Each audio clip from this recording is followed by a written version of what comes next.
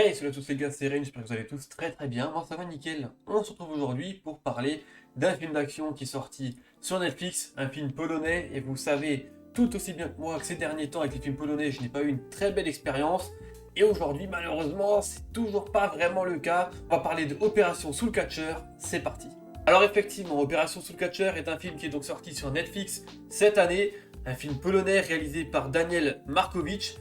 Ici, c'est un film qui va durer un peu plus d'une heure et demie et qui va mettre en scène, on va dire, un groupe de mercenaires qui veulent récupérer une arme potentiellement dangereuse.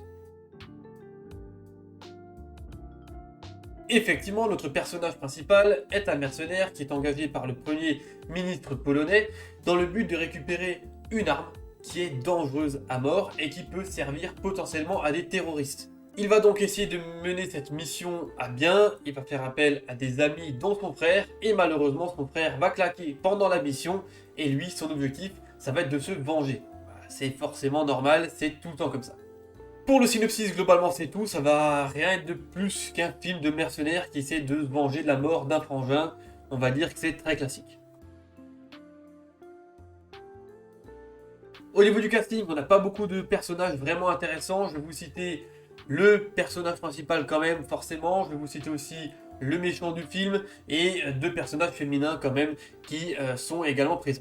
Alors pour le personnage principal de notre mercenaire bien burné entre guillemets, il sera interprété par Piotr Witkowski. On l'a déjà vu dans quelques films polonais dont je vous ai déjà parlé. Le méchant du film sera interprété par Jacek Koman. Lui, je ne l'avais pas encore vu jusqu'à présent, il me semble pas. Pour le casting féminin, nous avons donc deux personnages. Nous avons Mikalina Olszanska, qui sera présente ici dans le film. Et nous avons également l'actrice Alexandra Adamska, qui sera aussi présente dans le film. Et globalement, c'est tout ce que je vais vous citer. Il y a quelques autres personnages, mais franchement pas intéressants. Et pour la plupart, ce sont d'ailleurs même des acteurs qui ne sont pas connus du tout. Maintenant, je vais vous donner mon avis très rapide, parce qu'il n'y a pas grand chose à dire non plus, sachant que je n'ai pas vraiment apprécié le film.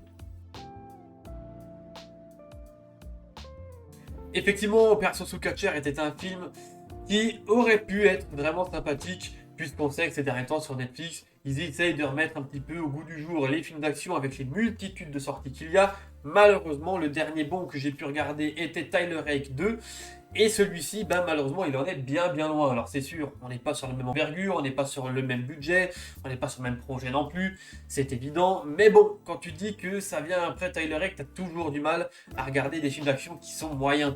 Et là, pour le coup, il est vraiment juste moyen, et j'ai presque envie de dire presque pas terrible. Au niveau des effets spéciaux, il n'y a rien qui va. Les effets spéciaux sont nazes, les explosions, on n'y croit pas du tout. Il y a déjà au niveau du bruitage des explosions des problèmes, je trouve, parce que franchement, tu as l'impression que la plupart c'est des pétards mouillés. Visuellement, c'est moche.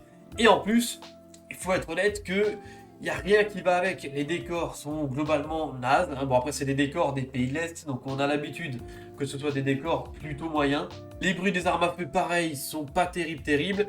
Et alors, l'utilisation de l'engin, fameux engin vraiment dangereux du film, avec ces rayons bleus bizarres là qui transformeraient les gens en tueurs, pas terrible. Hein. Je dois être honnête, là franchement je me suis dit mais merde, là il n'y a vraiment rien qui va déjà de ce côté là quoi. Au niveau du casting, c'est pareil, c'est casting nanardesque, il y a plein de petits personnages secondaires qui servent globalement à rien, à part à se faire fumer. En plus, pas bon du tout, hein, même le personnage principal, hein, encore une fois, et même dans les autres films que je vous avais parlé, où il était présent dedans, il était déjà pas terrible, hein, et donc là, forcément, jouer le mec bien burné, gilet pare-balles, gros fusil d'assaut en mode mission commando, on n'y croit pas des masses, hein, faut être honnête, on n'y croit pas des masses.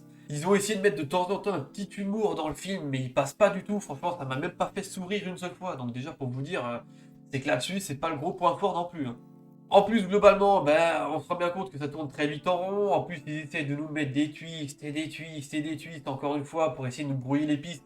Mais ça marche pas du tout, parce qu'à un moment, on en a presque marre, on a juste envie de savoir où est-ce qu'on va, quoi. Et puis finalement, les confrontations qu'on a, alors les escarmouches, les fusillades, les trucs, ben, c'était un peu pour ça que je venais voir. Hein. Et puis effectivement, après Tyler Rake 2, tomber sur celui-ci, ça fait ultra fade. Franchement, il n'y a pas grand-chose à tirer de positif sur ce film. Scénario, je me suis dit, bon, bah effectivement, il est bateau de ouf, donc peut-être que ça va prêter à faire un film d'action vraiment plus, hein, au niveau des fusillades. Je me suis dit, ils ont peut-être tout mis là-dessus, et même pas. Donc en fait, scénario très moyen, fusillade vraiment moyen et casting pas terrible du tout. Donc finalement, il n'y a pas un seul vrai point positif au niveau du film.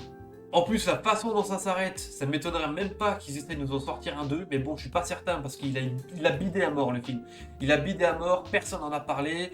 D'ailleurs, j'ai même pas vu de vidéo française dessus, alors moi j'ai pas fouillé non plus à fond, mais je crois que je vais être le seul à en parler de ce film, c'est incroyable.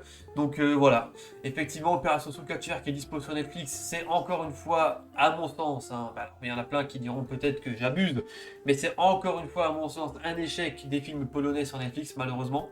Et donc voilà, pas grand chose à tirer de bon sur ce film. Je sais pas si vous l'avez vu, si vous voulez le voir. Franchement, bah dites-moi un petit peu ce que vous en pensez. Et puis ben voilà, moi en attendant, je vais vous laisser là. Je vais pas trop en parler non plus parce que je risque de vraiment devenir un peu méchant dessus, à vouloir vraiment pointer tous les points négatifs. Et encore, ce serait que légitime finalement. Mais bon, voilà, je pense que vous avez compris que le film, à ce stade-là, est vraiment pas terrible et qu'il ne vaut vraiment pas le coup. Donc voilà, j'espère que cette petite vidéo sur Opération Soulcatcher vous a plu. Si c'est le cas, n'hésitez pas à le faire savoir et puis on se retrouvera très vite pour de prochaines vidéos. C'était Rennes, portez-vous bien. Ciao ciao.